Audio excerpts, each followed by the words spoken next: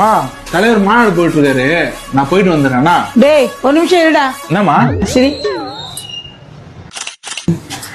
Hello. 14 நாள் தான் வச்சிருக்கோம். 14 நாள் தான் வச்சிருக்கோம். வந்துருங்க. தவிர்க்கவே முடியல, உங்களால பண்ணியே தீரணும். பேச்சுவார்த்தை. கோபப்படும் போதும் கூட பத்மினி மாதிரியே ஒரு கோபம். நீங்க கம்பைன் ஸ்டடி பண்ணணும் இல்ல வெறும் பேசணும்னு சொன்னா அதுக்கு நீங்க ரூம் போட்டு கூட பேசிக்கோங்க. எதுல சுதந்திரத்தை காட்டுவீங்க? நடராத்திரி போய் யாரோடைய கார்ல உட்கார்ந்து இருக்கிறது இல்லையா? சிரிப்பு தான் வருது.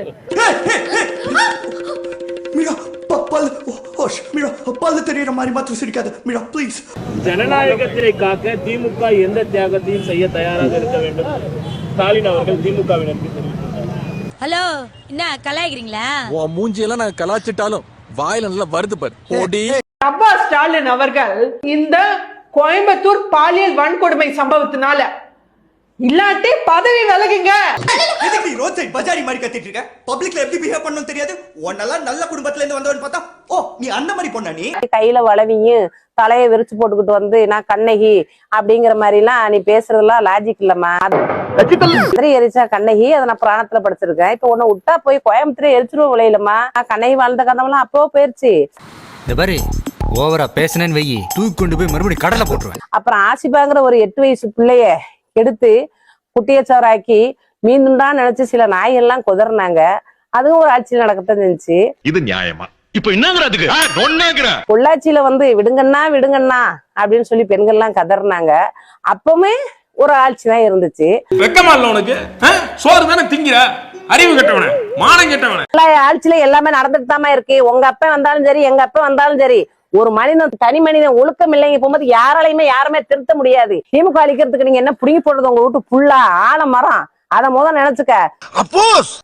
இன்னைக்கு கரூர்ல 41 பேர் செத்தாங்களே, அதுக்கு என்ன யாராவது பொறுப்படுத்தாங்களா? அதானே போடுங்க 2. இல்லன்னா நீ போடு. நாங்க ஆட்சிக்கு வந்தோம்னா ஒரு வீட்டு வாசல்ல 10 போலீஸ நாங்க பந்தோஸ்துக்கு வைப்போம். அப்பதான் மக்கள் பந்தோஸ்தா இருப்பான்னு போடு. 234 தொகுதி, எல்லா தொகுதியிலும் கண்காணிக்கணும். ஒரு முதல்வர்னா சும்மா லேசன் நினைச்சிட்டியா? நீங்க போயிருங்க சிஎம் சார். என்ன சிஎம் சார்? நாங்க ஒட்டுமொத்த தமிழ்நாட்டு மக்களுக்கு முதல்வர் முத்துவேல் கருணாநிதி ஸ்டாலின். எல்லாம் பேச்சுன்னு பேசிடக்கூடாது. நாங்களும் இறங்கி அடிப்போம். நாகரிகம் தெரியும், நாகரிகம் தெரியும், ஒழுக்கத்தோட பேசணும். கோயம்புத்தூர் பெண்ணுக்கு நடந்தது எல்லாருக்குமே அவலம்தான். அது இல்லைன்னு சொல்லி மறுக்கல. உன்னுடைய உணர்வு எனக்கு புரியத்தான் செய்யுது. அது உணர்வாவே நம்ம கையாளணும். இந்த மாதிரி எவனாவது வந்தீங்க, எவனா இருந்தாலும் வெட்டுவேன்.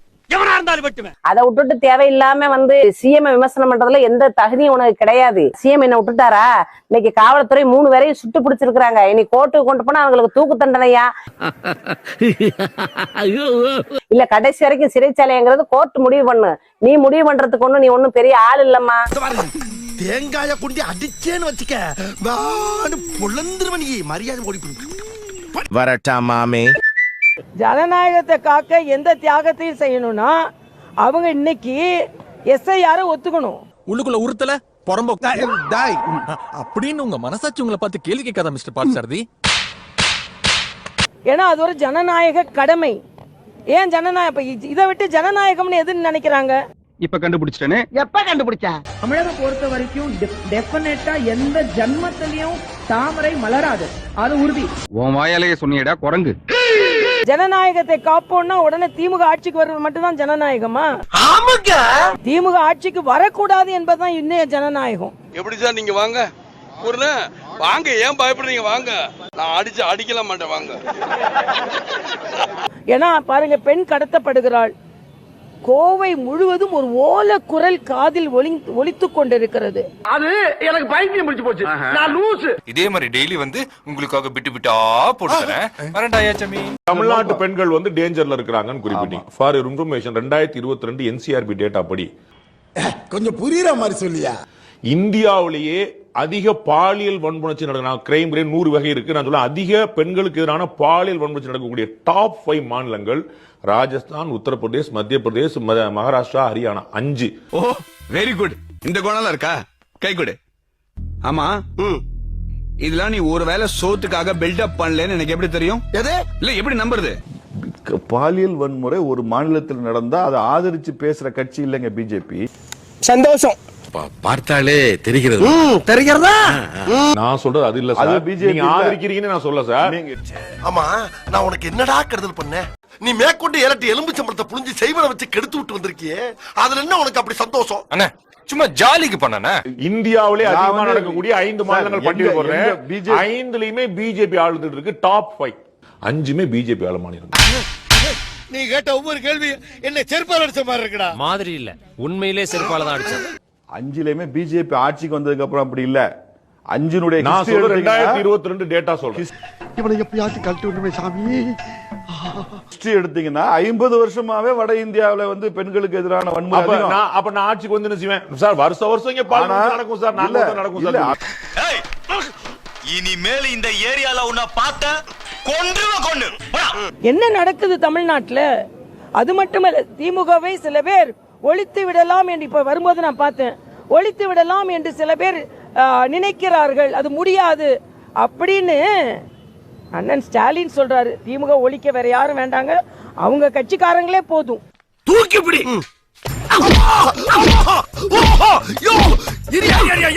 ஏன் இப்படி மாத்தி மாத்தி குத்துற நீ? டேய் தொலைச்சு விடுவான் படுவா. ஏன்னா இன்னைக்கு தேசியத்துக்கு எதிராக பேசுபவர்கள் எல்லாம் இன்னைக்கு அங்கீகாரம் பெற்றிருக்கிறார்கள். இன்னைக்கு பாரத தேசத்துல இந்து மத தர்மமும் மதிக்கப்படக்கூடிய தர்மம். அவன் போய் சொல்றான் ரெஃப்ரி, அவன் போய் சொல்றான். அது மிகவும் ஆபத்தான மிருகம். அதனால இன்னைக்கு அண்ணன் ஸ்டாலின் கவலைப்பட வேண்டாம், அழிந்து கொண்டு இருக்கிறது என்பதை நான் தெரிவித்துக் கொள்கிறேன். இந்த மாதிரி பொண்ணை பெத்த அப்ப நான் நடுத்தர்ல நிக்க வச்சு முழு சவுக்கால அடிக்கணும்னு சொன்னேன். இல்ல முழு சவுக்கு கிடைக்கல, மாமூல் சவுக்கு தான். நடுத்தர்ல நிக்க வச்சு அடிச்சா அசிங்கமா இருக்கும், மானம் போயிடும். அதான் வீட்டுக்குள்ளார கொடுத்துறேன். இந்த அடிச்சிரு. அதாவது SIR மூலமா வாக்காளர் பட்டியல் நேர்மைப்படுத்தப்படும். ஆச்சரியமா இல்ல? உனக்கு என்ன வேணு? கீழே உட்கார்ந்து கலாணி பழ பூரா கரெக்ட் பண்ணிக்கிட்டு சொகுச்சா ஜொலிக்கிற.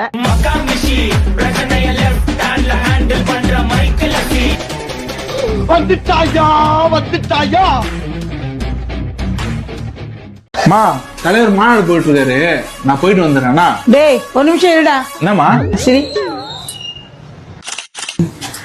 ஹலோ. 14ஆம் நாள் தான் வச்சிருக்கோம். 14ஆம் நாள் தான் வச்சிருக்கோம். வந்துருங்க.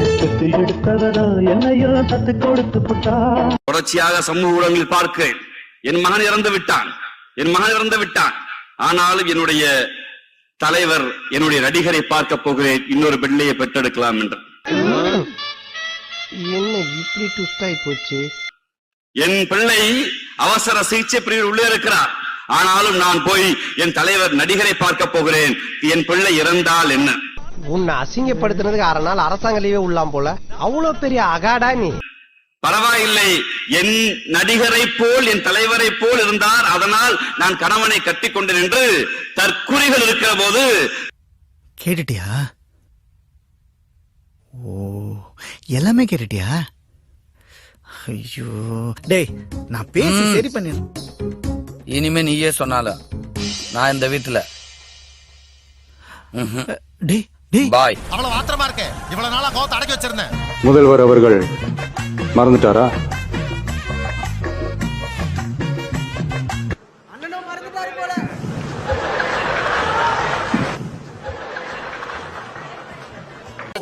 என்ன ஜென்மம் முடிவேன். தைரியம் இருந்தா கை வைங்க, தலைவர் பார்த்துருவோம். தைரியம் இருந்தா கை வைங்கடா.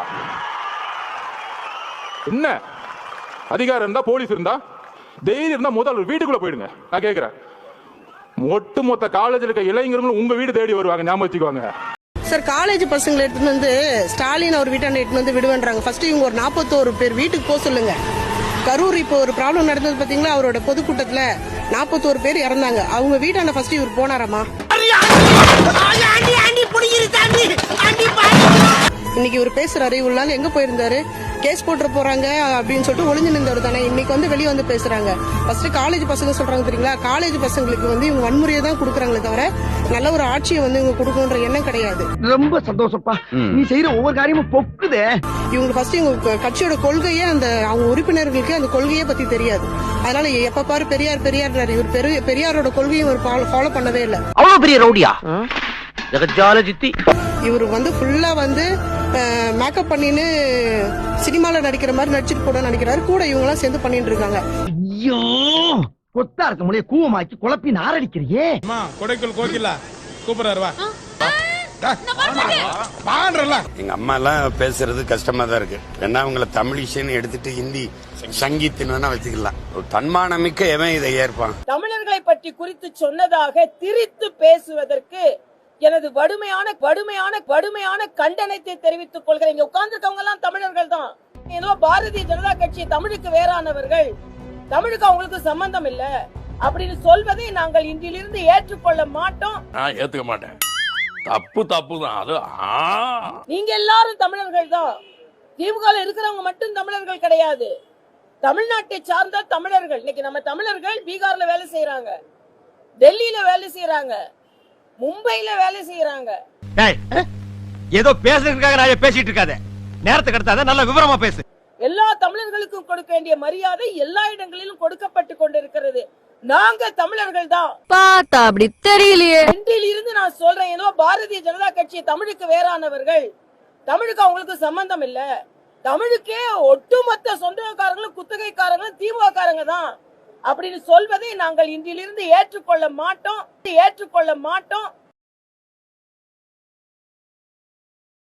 இன்னைக்கு திமுகவை சொன்னதை தமிழர்களை சொன்னதாக திரித்து பேசுவதை நிச்சயமாக 8 கோடி தமிழர்கள் ஒத்துக்கொள்ள மாட்டார்கள்.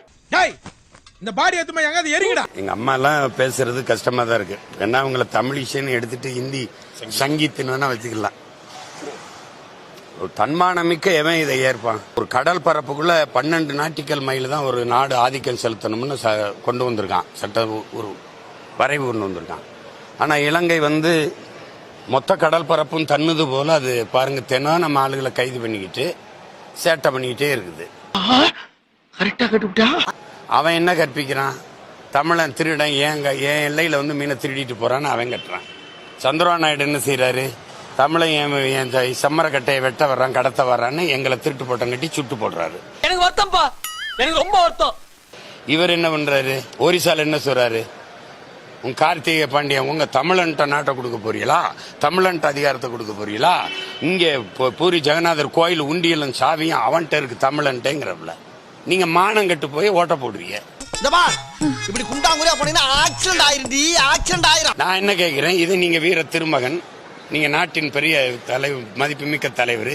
இந்த ஊர்ல ஒரு தடவை சொல்லுங்க, இங்க நின்னு சொல்லுங்க, அதையே தமிழர்கள் பீகாரியரை ரொம்ப துன்புறுத்துறீங்க நீங்கன்னு ஒரு தடவை பேசுங்கன்ற. என்ன ஒரு புத்திசாலித்தனம். அங்க போய் அந்த தேர்தலுக்கு போனா அங்க பேசுறது, பஞ்சாபுக்கு போனா பஞ்சாபிடத்தவனை எவரையும் உள்ள விடாதீங்கிறது, அங்க பீகாரியா பகாரியாங்கிறது. ஆனா இங்க எங்களை இந்தியன் எப்படி இருக்கு? ஏன்னா நான் மானம் கட்டு போயிட்டேன்ல. எங்களுக்கு பவர் பட்டுண்டோ அப்புறம் வச்சுக்கிறேன்டா உன்ன. டேய் டேய் என்கிட்ட சீரியஸா பேசாங்கடா, அப்புறம் எனக்கே சிரிப்பு. இந்த எஸ்ஐஆர்னா என்ன? எதுக்காக இவ்வளவு தீவிரமா எதிர்க்கிறீங்க? யார் யாருக்கு ஓட்டு இருக்குன்னு ஒரு வெரிஃபிகேஷன் பண்றதுல என்னதான் தப்பு இருக்கு? அதாவது இப்ப 2002ல யார் ஏன்னா நம்ம மக்களை மிஸ்கைட் பண்ணக்கூடாது. இப்ப எல்லாத்தையும் சொல்லி மக்களை எனிமினேஷன் இல்லன்னா அவ்வளவுதான், நீங்க ஓட்டரே கிடையாதுன்னு மிஸ்கைட் பண்றீங்க. இது ரொம்ப தப்பான விஷயம். 2002ல இருங்க, 2002ல ஓட்டர் லிஸ்ட்ல யார் யார் இருக்காங்களோ அவங்களுக்கு எனிமினேஷன் இஷ்யூ கிடையாது. இல்ல மேடம், எல்லாரும் பண்ணனும். நீங்க தான் மிஸ்கைட் பண்றீங்க சார். எல்லாரும் எனிமினேஷன் கொடுக்கணும். இந்த எஸ்ஐஆர்ன்றதே ஒரு பெரிய கென்சூட்ஸ் தான். இதுக்குள்ள நம்ம மாட்டிக்கிட்டா நாம நம்மளோட வாக்குரிமையை கண்டிப்பா பறி கொடுப்போம். சரி, நீ சொல்லு, ஓட்டு போடுறதுக்கு உனக்கு என்ன வேணும்? 18 வயசு இருக்கணும், அப்புறம் ஓட்டர் ஐடி இருக்கணும், அது மட்டும் போதும்ல. ஆனா இந்த எஸ்ஐஆர்ங்கிற வெரிஃபிகேஷன் பர்த் சர்டிபிகேட், இருப்பிட சான்றிதழ், ஜாதி சான்றிதழ், வருமான சான்றிதழ், ரேஷன் கார்டு, பேன் கார்டு எல்லா ஆதாரத்தையும் கேக்குறாங்க. ஆனா ஆதார் கார்டு தேவையில்லைன்னு சொல்லிட்டாங்க. ஏன்னா அது எல்லார்கிட்டயும் இருக்கு. எம்யூனரேஷன் ஃபார்ம் பத்தி சொன்னாங்க. இப்போ 2002ல பேர் பட்டியல்ல இருக்கிறவங்களுக்கு கேட்டகரி ஏ எம்யூனரேஷன் ஃபார்ம் கொடுக்கணும். நெட்ல அவங்க அப்லோட் பண்ணணும், BLO அப்லோட் பண்ணணும். பண்ணாதான் அவங்க வாக்காளராக இருப்பார்கள். ரெண்டாவது 2002 கேட்டகரி பி 2002க்கு முன்ன பிறந்தவங்க 18/1/87க்கு முன் பிறந்தவர்கள் எம்யூனரேஷன் ஃபார்ம் கொடுக்கணும். அந்த 12 ஆவணங்கள்ல ஒன்று சேர்த்து கொடுக்கணும். நான் குமார் அவசரப்பட்டிய கேட்டகரி சி 1/7/87ல இருந்து 2/12/24 வரைக்கும் பிறந்த அந்த கேட்டகரியில் இருக்கிறவங்க எம்யூனரேஷன் ஃபார்ம் கொடுக்கணும். தாய் மற்றும் தந்தை இவங்களுடைய ஆவணங்களை கொடுக்கணும். அது கூட இந்த 12 ஆவணங்கள்ல ஒண்ணு கொடுக்கணும். கேட்டகரி டி 2002க்கு வாக்காளர் பட்டியல் பெயர் இல்லாதவர்கள் 2/12/2004க்கு பிறந்தவர்கள் மறுபடியும் அவங்களே ரெம்யூனரேஷன் ஃபார்ம் கொடுக்கணும். தாய் தந்தை ஆவணம் கொடுக்கணும். இது மறுபடியும் மீண்டும் மீண்டும் மீண்டும் எளிமையா செய்யக்கூடிய ஒரு விஷயத்தை எல்லாத்தையும் ஆவணம் கொண்டு வான்னா தமிழ்நாட்டுல நடந்துரும். மேடம் லட்சுமி மேடம் சொன்ன மாதிரி தமிழ்நாட்டுல நடந்துரும். ஆனா பீகார்ல நடக்காது. ஆனா இதனால பாஜகவுக்கு என்ன லாபம்? இதுல ஏதாச்சும் ஒரு பொறுப்பு இல்லனாலும் ஏதோ ஒரு காரணத்தை சொல்லி உன்னோட வாக்குரிமையை பறிச்சிடுவாங்க. குறிப்பா தலித் மக்களும் முஸ்லிம் மக்களும் அதிகமா பாதிக்கப்படுவாங்க. காரணம் அவங்க யாருமே பாஜகவுக்கு வாக்கு செலுத்தவே மாட்டாங்க. இப்பதான் புரியுது. அப்போ இந்த எஸ்ஐஆர் வெரிஃபிகேஷன் என்ற பேர்ல பாஜகவுக்கு ஓட்டு போடாத மக்களோட வாக்குரிமையை பறிக்கிறாங்கன்னு சொல்ல வரியா? கண்டிப்பா. இந்த எஸ்ஐஆர் மூலமா பீகார்ல மட்டும் 65 லட்சம் முஸ்லிம்கள் தங்களோட வாக்குரிமையை இழந்திருக்காங்க. கர்நாடகால மட்டும் ஒரே தொகுதியில 6000 பேரோட வாக்குரிமையை பாஜக பறிச்சிருக்காங்க. அப்ப கண்டிப்பா இந்த எஸ்ஐஆர் டேஞ்சர் தான். இதுதான் பாஜக தவிர்க்கவே முடியல. உங்களால பண்ணியே தீரணும். பேச்சுவார்த்தை. கோபப்படும் போதும் கூட பத்மினி மாதிரியே ஒரு கோபம். நீங்க கம்பைன் ஸ்டடி பண்ணணும் இல்ல வெறும் பேசணும்னு சொன்னா அதுக்கு நீங்க ரூம் போட்டு கூட பேசிக்கோங்க. எதுல சுதந்திரத்தை காட்டுவீங்க? நடுராத்திரி போய் யாரோடைய கார்ல உட்கார்ந்து இருக்கிறது இல்லையா? அமர காதலா இருக்கட்டும், என்ன கன்றாவியா வேணா இருக்கட்டும், அவங்க ராத்திரியில தேவையில்லாத இடத்துக்கெல்லாம் போறது. நீங்க எல்லாம் கொஞ்சம் உங்க பாதுகாப்பை நீங்க தான் பாத்துக்கணும். ரொம்ப வாடுறானே. எது நான் விக்டிமுக்கு எதிரா இருக்கேன், பெண்ணுக்கு எதிரா இருக்கிறேன்? நான் சொன்ன கருத்துங்களா? நீங்க அப்படி சொன்னா கூட பரவாயில்லைங்க.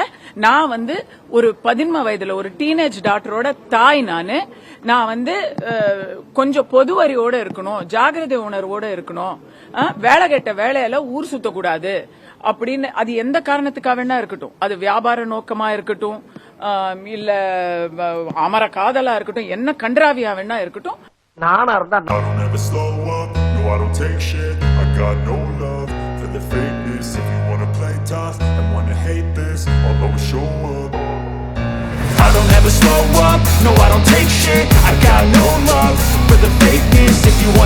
கண்டிப்பா லைக் பண்ண மறக்காதீங்க. அப்படியே உங்க நண்பர்களுக்கும் ஷேர் பண்ணுங்க. நீங்க பண்ற ஒவ்வொரு லைக்கும் தான் இந்த வீடியோவை மற்ற நண்பர்களுக்கும் கொண்டு போய் சேர்க்கும். மறக்காம சப்ஸ்கிரைப் பண்ணுங்க. உங்க கருத்துக்களையும் கமெண்ட் பாக்ஸ்ல பதிவு பண்ணுங்க.